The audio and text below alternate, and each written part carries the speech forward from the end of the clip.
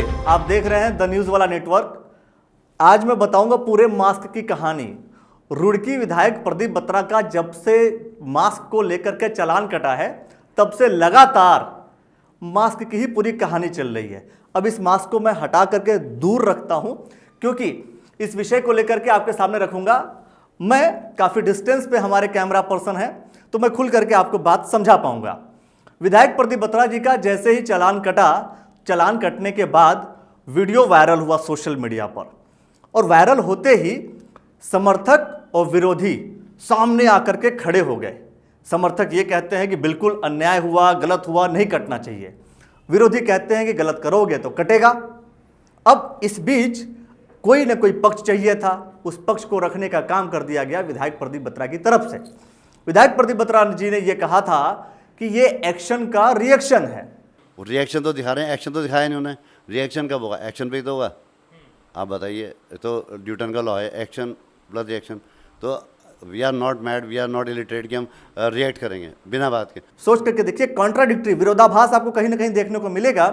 ये एक्शन का रिएक्शन है। कहीं ना कहीं पुलिस वाले ने कुछ कहा होगा, जो नीरज कठेत जी हैं, नीरज कठेत जी ने कुछ ना कुछ कहा होगा, तभी तो मैं गुस्सा हुआ। बिल्कुल सही बात है, आपको गुस्सा आया होगा, कोई गुस्सा आता है। तो दूसरी तरफ एक्शन का रिएक्शन हुआ और साथ में एक आपको विज्ञप्ति जारी कर दी गई जिसके अंदर दो बातें कह दी गई। तीन बातों को मैं ऐड करूंगा।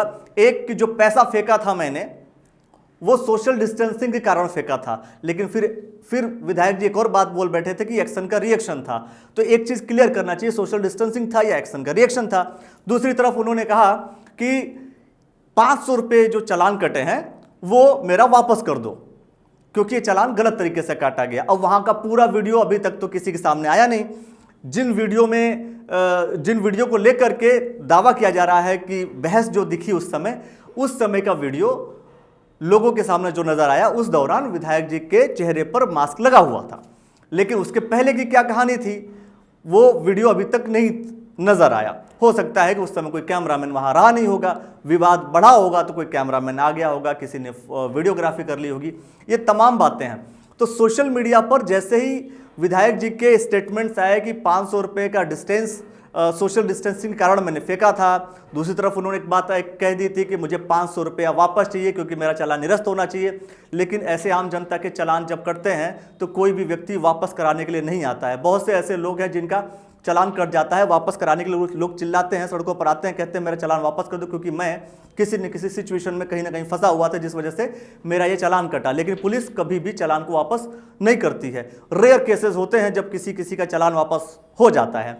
अब आते हैं हम कहानी को दूसरी तरफ और आगे बढ़ाते हैं। इसी बीच समर्थकों ने बिल्कुल समर्थन करना शुरू कर दिया। विधायक प्रदीप बत्रा जी बिल्कुल सही हैं, विरोधियों ने बिल्कुल अपनी बात कहनी शुरू कर दी। लेकिन इसी बीच विधायक प्रदीप बत्रा जी मसूरी जाते हैं, गणेश जोशी जी के साथ उनके फोटोग्राफ्स आपको देखने को मिलेंगे। लेकिन कहा यह जाता है कि जब वो वहां गए, वहां से जब आए तो रातों रात एक ट्रांसफर लेटर नीरज कठेत जी को मिलता है। और ट्रांसफर लेटर में कहते ये होता है कि आपका ट्रांसफर हो गया है कालसी। अब रात को ही लगातार एक सुर्खियां चलने शुरू हो जाती हैं कि तबादला हो गया। जिस दरोगा ने विधायक प्रदीप बत्रा जी का चालान काटा उसका तबादला हो गया। और समर्थकों ने सोशल मीडिया पे भरमार करनी शुरू कर दी कि देखो। लेकिन वो ये भूल गए कि ये लोकतंत्र है, राजतंत्र नहीं है कि अगर किसी जनप्रतिनिधि का चालान कट जाता है तो उस दरोगा का आप ट्रांसफर करवा देंगे। अगर चालान कट गया तो आप उस दरोगा का ट्रांसफर करवा देंगे क्योंकि सरकार आपकी है और आप विधायक हैं। आम जनता का कटता है तो किसी का ट्रांसफर नहीं होता। लेकिन दूसरी तरफ एक और बात, कुछ लोग का यह भी कहना है कि यह नियमित प्रक्रिया का एक हिस्सा है। जो ट्रांसफर किया जा रहा है वो एक नियमित प्रक्रिया का हिस्सा। ऐसे बहुत से लोगों का तबादला और ऐसे ट्रांसफर होते रहते हैं। लेकिन इस बात को लेकर के दोनों असमंजस की स्थिति बनी हुई है कि वास्तविक स्थिति क्या है। लेकिन विरोधी बिल्कुल मानने को तैयार नहीं है। आज एनएसयूआई के सदस्यों ने मिलकर के विधायक प्रदीप बत्रा जी का पुतला फूंका। उन्होंने कहा कि यह तानाशाही है। यह तानाशाही अगर रुड़की में इस तरीके से चलती रही तो रुड़की का क्या होगा। और भारतीय जनता पार्टी के सरकार में इस तरीके से अगर किसी दरोगा का बार बार ट्रांसफर करते रहेंगे आप, तो दरोगा पुलिस विभाग खुल के काम कैसे करेगा? क्या जनप्रतिनिधि सिर्फ और सिर्फ सत्ता भोगने के लिए हैं? क्या जनप्रतिनिधि के ऊपर कोई चार्ज नहीं लगेगा? आपको याद होगा कि किरण बेदी ने जब गाड़ी उठवा ली थी तब किरण बेदी बनी थी। तब पुलिस वालों को इस बात का एहसास हुआ था कि उनके पास भी पावर है, उनके पास भी शक्ति है और अपने शक्तियों का उपयोग वो कर सकते हैं। लेकिन शायद यहां पर इनको ऐसा लगा होगा कि दरोगा ने शक्ति का दुरुपयोग किया। अब यह समझ में नहीं आता कि दरोगा ने शक्ति का दुरुपयोग किया या विधायक प्रदीप बत्रा जी ने। यह सवाल आप तक मैं छोड़ देता हूं, इसका जवाब आप जरूर दीजिएगा। दूसरी तरफ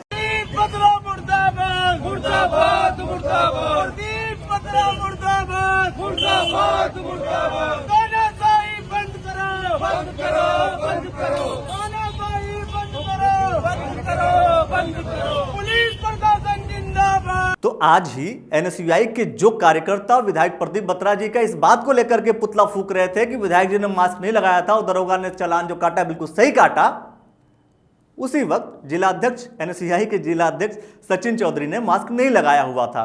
अब भाई आप विरोध कर रहे हो और उन फोटोग्राफ्स में अगर आप देखेंगे कि बहुत से ऐसे कार्यकर्ता हैं जिन्होंने मास्क सही से नहीं लगाया है। दूसरी तरफ आज सुबह एक इंटरव्यू हुआ जिस दौरान सुबोध यादव जी साफ साफ कहते हैं कि विरोध समर्थन में रुड़की की जनता प्रदीप बत्रा के समर्थन में खड़ी नहीं हुई। कारण यह है क्योंकि विधायक प्रदीप बत्रा कभी जनता के समर्थन में, जनता के हित के लिए खड़े नहीं होते। अब उनका अपना स्टेटमेंट है क्योंकि 2022 की राजनीति शुरू हो गई है, तो उसके संदर्भ में वो अपनी बात उन्होंने कह दी। लेकिन जरा सोच करके देखिए कि एनएसयूआई के वो कार्यकर्ता जिस बात को लेकर के धरना दे रहे हैं, जिस बात को लेकर के विधायक प्रदीप बत्रा का पुतला फूंक रहे हैं, वो नियम, वो गाइडलाइन वो खुद पालन नहीं कर रहे हैं। तो ये कॉन्ट्राडिक्टरी है, ये विरोधाभास होता है। ऐसी स्थितियां बार बार आपको सोशल मीडिया पर और या नेताओं के बीच ऐसी स्थितियां आपको बार बार देखने को मिलती हैं। लेकिन जो विधायक प्रदीप बत्रा जी का स्टेटमेंट था कि मेरा 500 रुपये वापस करो, चालान कटा तो चालान ट्रांसफर करा दिया, इसी बीच एक सोशल मीडिया पे एक फोटोग्राफ्स वायरल हो रही है। आपको बता दूं कि वो उत्तराखंड के पूर्व मुख्यमंत्री रहे हैं हरीश रावत जी। हरीश रावत जी का एक फोटोग्राफ्स आप देखेंगे कि वो पुलिस वाले के सामने जाते हैं और कान पकड़े हुए नजर आते हैं। बताया यह जाता है कि उनके ऊपर जब पेनाल्टी लगने वाली होती है, जब वो गलत तरीके से कहीं जा रहे होते हैं, अगर वो नियमों का पालन नहीं करते हैं तो वो शालीनता से उतर करके कान पकड़ते हैं। ये दिखाता है बड़प्पन, ये वास्तव में एक नेता के बड़प्पन को दर्शाता है। अब इस इतने अच्छे नेता के बड़प्पन को दर्शाने वाला ये फोटोग्राफ जो आप स्क्रीन पर देख रहे हैं, दूसरी तरफ विधायक प्रदीप बत्रा जी का जिसने चालान काटा उसका तबादला हो जाता है। तो ये दोनों चीजें सोशल मीडिया पे खूब वायरल हो रही हैं। दोनों को यह समझाया जा रहा है कि एक तरफ वो शालीनता से पेश करते हुए शालीनता नजर आ रही है, आप रिस्पेक्टफुली पुलिस का आदर कर रहे हैं और साथ में आप नियमों का पालन करने के लिए भी अपने आप को प्रतिबद्ध कर रहे हैं। दूसरी तरफ अगर चालान कट रहा है तो आप तबादला करवा दे रहे हैं। तो ये सोचने का विषय। लेकिन आपको बता दूं कि ये विधायक प्रदीप बत्रा जी पहले कांग्रेस के ही विधायक थे, तो शायद उस दौरान जब मुख्यमंत्री हरीश रावत जी थे तो उनसे ऐसी सीख लेनी चाहिए थी, क्योंकि ऐसी आप सीख लेते, ऐसी शालीनता का सीख लेते तो शायद जो विरोध आपका इस तबादले के को लेकर हो रहा है, ऐसे विरोध आपके बिल्कुल नहीं होते। क्योंकि सीखना, लर्निंग एक ऐसा प्रोसेस है जो लगातार और उम्र के हर एक पड़ाव पर करनी चाहिए, जिससे कि आप हमेशा तरक्की करते रहते हैं। अब बात आती है 500 रुपए के वापस करने को लेकर के।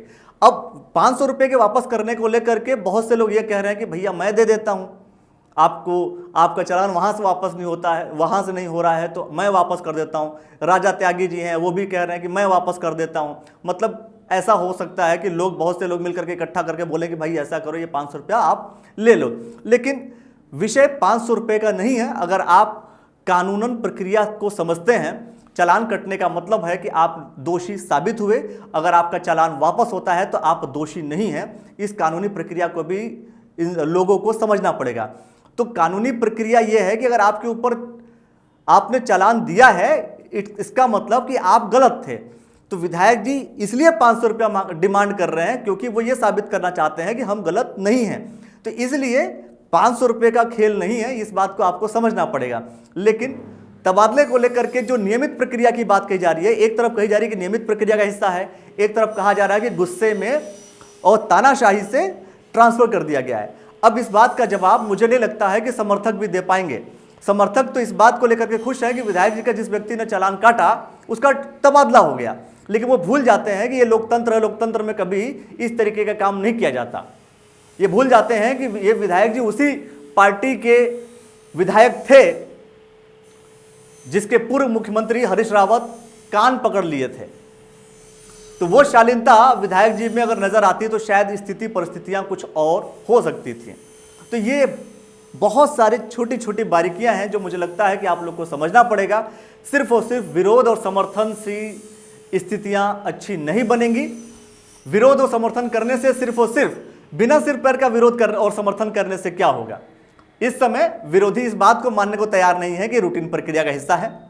न्यूट्रल लोग ये कह रहे हैं ये रूटीन प्रक्रिया का हिस्सा है, और समर्थक ये बात साफ साफ कह रहे हैं कि रूटीन प्रक्रिया का हिस्सा नहीं है, बल्कि हमारे विधायक जी का उसने चालान काटा और ट्रांसफर हो गया है। अब विधायक प्रतीक बत्रा जी का इसको लेकर के स्टेटमेंट कोई अभी तक नहीं आया। मुझे नहीं लगता कि आएगा भी कि ये रूटीन प्रक्रिया का हिस्सा है या तबादला उसकी गलती की वजह से किया गया है। आपको क्या लगता है कि विधायक प्रतीक बत्रा जी का इस चीज को लेकर के स्टेटमेंट क्या होना चाहिए? वो दोनों कंडीशन में फंसने वाली कंडीशन है, दोनों स्थितियां फंसने वाली हैं। अगर वो कहते हैं नियमित प्रक्रिया का हिस्सा है तो समर्थक का दिल टूट जाएगा। अगर वो ये कहते हैं कि नहीं नहीं ट्रांसफर मैंने कराया है तो 2022 के इलेक्शंस में आने वाली स्थितियां परिस्थितियां बदल जाएंगी, क्योंकि लोग ये सोचेंगे कि इस तरीके से तो तानाशाही है।